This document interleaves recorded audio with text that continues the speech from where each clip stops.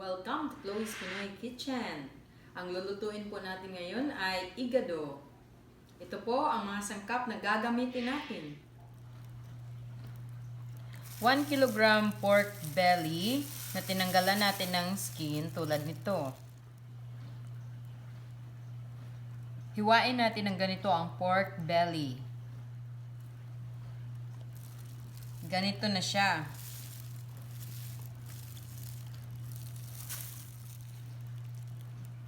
At hihiwain natin to ng pahaba, tulad nito.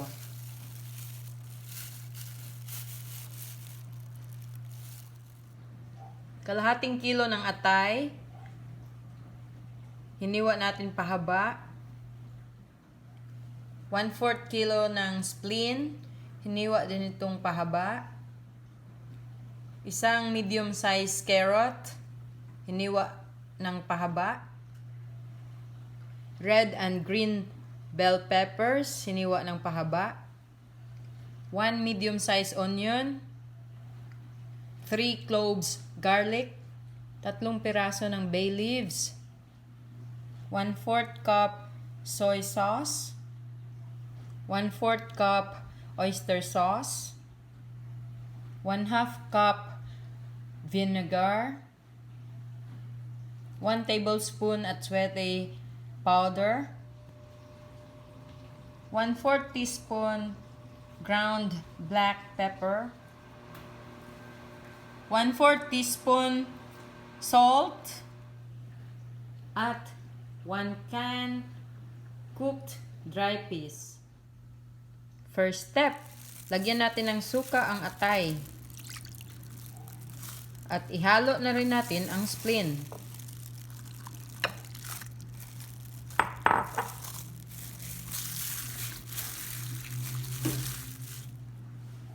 Ibabad lang natin ito ng 30 minutes.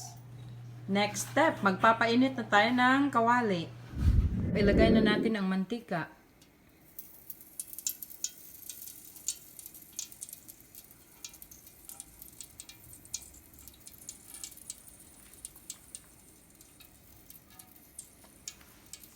Gigisa na natin ang sibuyas.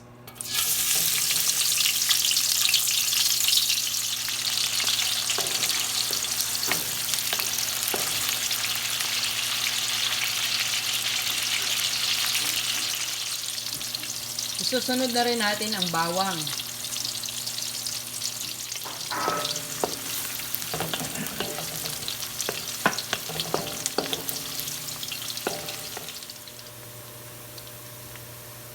After this, ilagay na natin ang karne.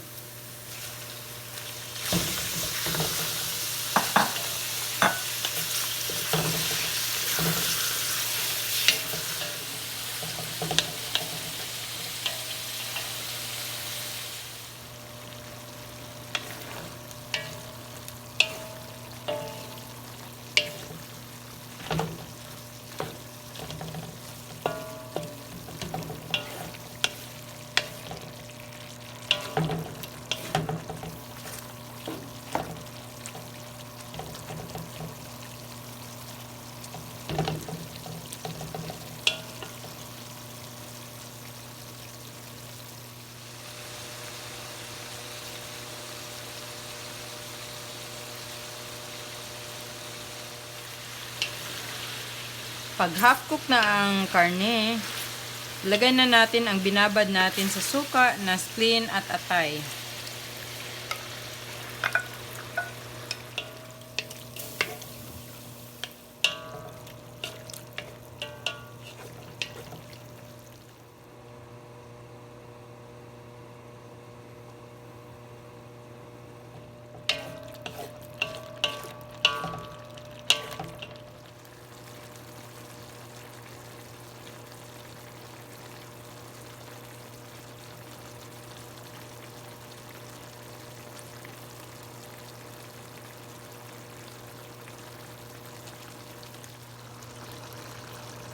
Sa puntong to, ilagay na natin ang toyo.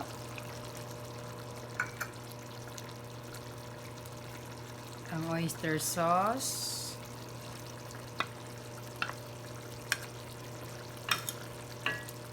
sweaty powder,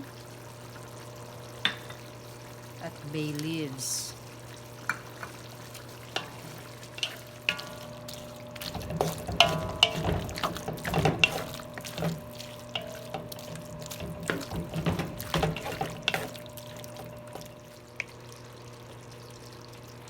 Ilagay na rin natin ang ground black pepper.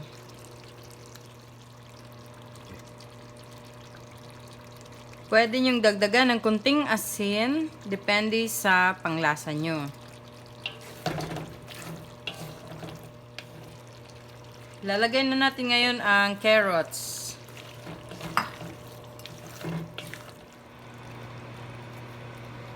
Isusunod na natin ang bell peppers.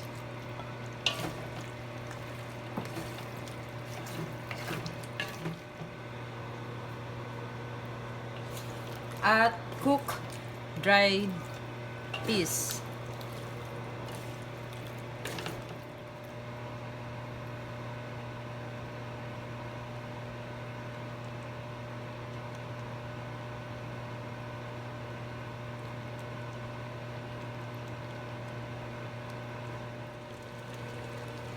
After 1 minute, patayin na natin ang apoy.